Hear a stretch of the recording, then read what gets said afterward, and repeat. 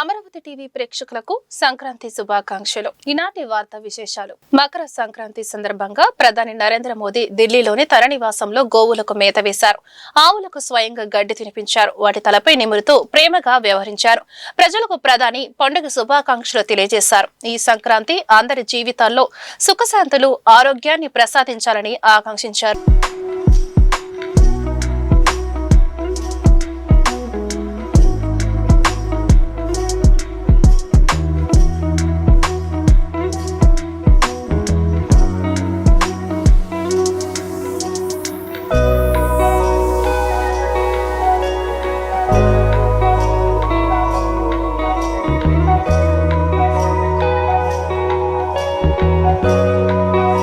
ములుగు జిల్లాను తొలగిస్తున్నారంటూ వస్తున్న వదంతులను ఎవరూ విశ్వసించవద్దని మంత్రి సీతక్క స్పష్టం చేశారు.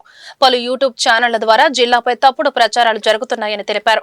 ప్రభుత్వం కాంగ్రెస్ పార్టీపై బురద జల్లేందుకే ఈ విధంగా ప్రచారం చేస్తున్నారని మండిపడ్డారు. జిల్లా ప్రజలు ఆందోళన చెందాల్సిన అవసరం లేదని చెప్పారు. గత ప్రభుత్వ హయాంలో జిల్లాల పునర్విభజన శాస్త్రీయంగా జరగలేదని సీఎం రేవంత్ రెడ్డి చెప్పినట్లు గుర్తు చేశారు.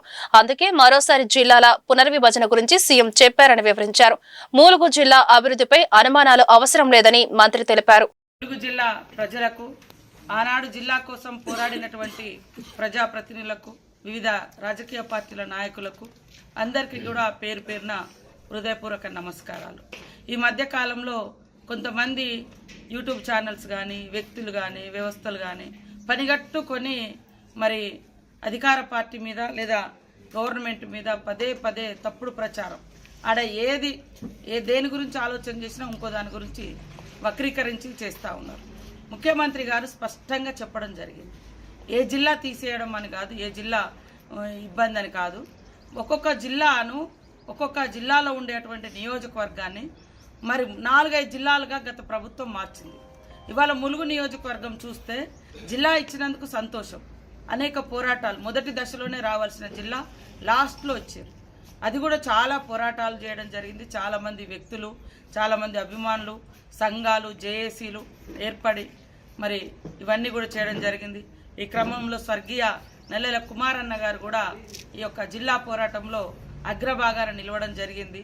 మరి అందరి పోరాట ఫలితంగా ఆనాడు గవర్నమెంట్ జిల్లాను ప్రకటించింది. అయితే ఈ యొక్క ములుగు నియోజకవర్గం చూసినప్పుడు మరి ములుగు నియోజకవర్గం 3 జిల్లాలలో ఉండేది. ఒక నియోజకవర్గం ఒక జిల్లాలో ఉంటే ఒక ప్రజాప్రతినిధి, ఒక ఎమ్మెల్యే అయినా, ఒక ఎంపీ అయినా ఏదైనా ప్రోగ్రాం ఉన్నప్పుడు సంపూర్ణంగా ఆ నియోజకవర్గ ప్రజలతో ఆ జిల్లా కార్యక్రమంలో పాల్గొనడానికి అవకాశం ఉంటుంది. ఉదాహరణకు చూస్తే ములుగు జిల్లాలో మరి 9 మండలాలు తోటి ములుగు జిల్లా ఏర్పడ్డది. ఇందులో 2 ములుగు నియోజకవర్గానికి సంబంధించినటువంటి పాకాల కొత్తగూడ, గంగారం మండలాలు పోయి మహబూబాద్లో కలిసినాయి. అదేవిధంగా మరి ములుగు నియోజకవర్గానికి సంబంధించినటువంటి 5 గ్రామాలు, పెద్దాపురమును, గుర్రంపేట, ఇంకా బావుసింగ్పల్లె, ఇంకా సుబ్బక్కపల్లి, ఇంకా రామ్నాయక్ తండా, ఈ 5 గ్రామ పంచాయతీలు అవి తీసుకుపోయి భూపాలపల్లిలో కలిపారు. భూపాలపల్లి ప్రజలకు చూస్తే ఎమ్మెల్యేకేమో నాకు ఓటేస్తున్నారు, ఎంపీకేమో మహబూబాద్కి ఇస్తున్నారు, ఎంపీటీసీకి జెడ్పీటీసీలకేమో భూపాలపల్లి మండలానికి ఇస్తున్నారు. ఇది ఎవరు బాధ్యత అనేది లేకుండా అయిపోతుంది. ఎమ్మెల్యే, ఎంపీ ఏమో ములుగుకు సంబంధించి మహబూబాద్కి సంబంధించిన వాళ్ళకి ఇస్తున్నారు, ఎంపీటీసీలకు జెడ్పీటీసీలకు వచ్చినప్పుడు, ఎంపీపీలకు వచ్చినప్పుడు భూపాలపల్లి వాళ్ళకి ఇస్తున్నారు. మరి పోలీస్ స్టేషన్ ములుగు అంటే 5 గ్రామాలు ఏవైతే మరి గుర్రంపేట, పెద్దాపురం ఏవైతే అవి 5 గ్రామ పంచాయతీలు ఉన్నాయో అవి భూపాలపల్లి జిల్లాలో కలిపినప్పుడు మరి జిల్లా కలెక్టర్ ఏమో భూపాలపల్లి జిల్లా అవుతుంది, రెవెన్యూ ఏమో భూపాలపల్లి అవుతుంది, పోలీస్ ఏమో మరి ములుగు అవుతుంది, వెంకటాపురం అవుతుంది, ఎస్పీ గారేమో ములుగు అవుతున్నారు. అంటే ఒక అడ్మినిస్ట్రేషన్ విషయంలో ఎంత గడిబడి ఉంది. ఎమ్మెల్యే, ఎంపీకేమో ములుగు సైడ్ ఓట్లెత్తే ఎంపీపీ జెడ్పీటీసీకేమో భూపాలపల్లికి వేస్తున్నారు. మరి కలెక్టర్ ఏమో భూపాలపల్లి అయితే మరి ఎస్పీ ఏమో వెంకటాపురం, ములుగు ఎస్పీ అవుతున్నాడు, వెంకటాపురం ఎస్ఐ అవుతున్నాడు. వాళ్లకు మొన్న ఇందిరమ్మ ఇంట్లో ఆప్షన్ వచ్చింది. అసలు ఎవరు ఎక్కడ పెట్టాలి, ఏ జిల్లా కింద ఇవ్వాలి, ఎంత కన్ఫ్యూజన్ అవుతుంది. ఏదన్నా సంక్షేమ పథకాలు చేసుకోవాలన్నా, ఎందుకంటే ఇటు కొంచెం సొసైటీలు ఇటు ఉన్నాయి, కొన్ని అటు ఉన్నాయి. ఇదంతా ఇలాంటిదంతా కూడా సరిచేయాలి. అది కూడా మా సీఎం గారికి లేదా మాకు పలానా మండలంలో మంచి పొటెన్షన్ ఉంది, లేకుంటే అక్కడ గొప్ప దేవుడు ఉన్నాడు, లేకుంటే అక్కడ గొప్ప ఇది ఉంది దాన్ని తీసుకొచ్చి మా దాంట్లో కలుపుకోవాలి, లేకుంటే ఏం లేని అటు కలపాలని కాదు. శాస్త్రీయంగా ఒక జడ్జినేసి, రిటైర్డ్ జడ్జినేసి అది ఏది బాగుంటుందో అది సరిచేద్దామని చెప్పారు తప్ప ఏ జిల్లాను తొలగిస్తాం, ఏ జిల్లాను పెంచుతాం అనేది అసలు అందులో టాపికే రాలేదు. కాబట్టి ఈరోజు ములుగు జిల్లా గురించి ఎవరు ఆందోళన చెందాల్సినటువంటి అవసరం లేదు. ఆ రోజు పోరాటంలో కానీ ఈరోజు అభివృద్ధిలో కానీ మేము అగ్రభాగాన ఉన్నాం. చాలామంది ఆ రోజు పోరాటంలో లేరు, 10 ఏళ్ళ అభివృద్ధిలో లేరు. కానీ ఈరోజు కొంతమంది రకరకాలుగా తప్పుడు ప్రచారాన్ని క్రియేట్ చేస్తూ ఉన్నారు. ఈరోజు మేమందరం కూడా ఖచ్చితంగా కాంగ్రెస్ పార్టీ పరంగా, ప్రభుత్వంలో ఉన్న పార్టీ పరంగా ఖచ్చితంగా ములుగు జిల్లాను అభివృద్ధిలో అగ్రభాగాన ఉంచాలనేటువంటి సంకల్పంతో పనిచేస్తూ ఉన్నాం. దానికి తగ్గట్టుగా కూడా నిధులు వస్తూ ఉన్నాయి. సీఎం రేవంత్ రెడ్డి గారు, అదేవిధంగా మా డిప్యూటీ సీఎం బట్టి విక్రమార్క గారు కూడా ఎప్పటికప్పుడు నిధులు రిలీజ్ చేస్తున్నారు. మా సహచర మంత్రులు కూడా, మా సోదరులందరూ ఆడబిడ్డలాగా నేను ఏదైనా అడిగితే అది వెంటనే శాంక్షన్ ఇస్తున్నారు.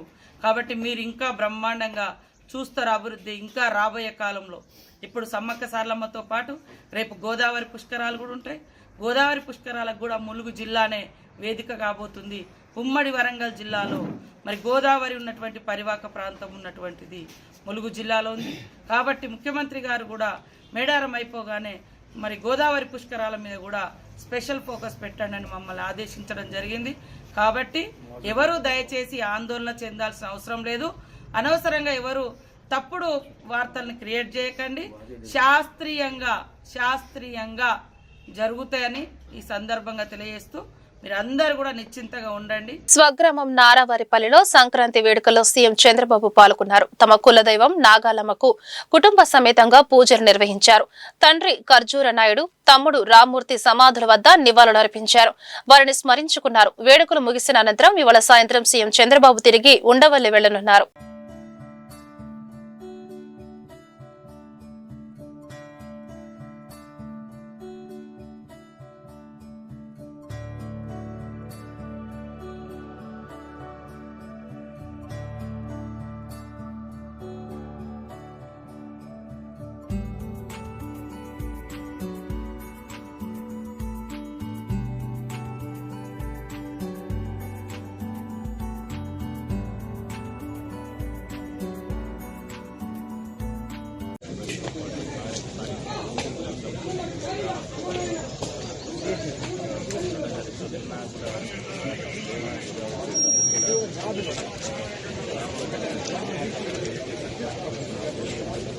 నెల్లూరు జిల్లా కావలి రైల్వే స్టేషన్ సమీపంలో గూడ్స్ రైలు పట్టాలు తప్పింది.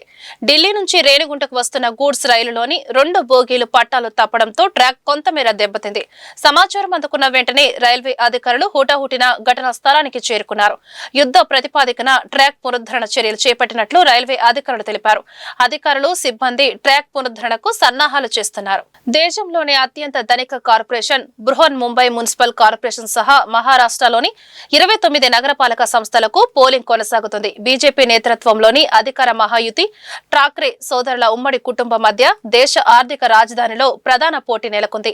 మహారాష్ట్ర వ్యాప్తంగా 29 నగరపాలక సంస్థల్లో 893 వార్డులకు ఉదయం 7:30కు ప్రారంభమైన పోలింగ్ సాయంత్రం 5:30 వరకు జరగనుంది. అన్ని చోట్ల కలిపి మొత్తం 15,931 మంది అభ్యర్థులు బరిలో నిలవగా 3.48 కోట్ల మంది ఓటర్లు వారి భవితవ్యాన్ని ఈవీఎంలలో నిక్లిప్తం చేయనున్నారు. ముంబైలో 227 వార్డుల్లో 1700 మంది అభ్యర్థులు బరిలో ఉన్నారు. అన్ని కార్పొరేషన్లలో 25,000 మంది పోలీసులు మోహరించారు. రేపు ఓట్లు లెక్కించి ఫలితాలను ప్రకటించనున్నారు. అనకాపల్లి జిల్లా ఎస్ రాయవరం మండలం బంగారమ్మపాలెం తీర ప్రాంతంలో సంక్రాంతిని పురస్కరించుకొని మత్స్యకారులకు పడవ పోటీలు నిర్వహించారు. సమీప గ్రామాలకు చెందిన మత్స్యకారులకు తమ పుట్టీలతో పోటీలు పాల్గొన్నారు. పోటీలు హోరాహోరీగా సాగాయి.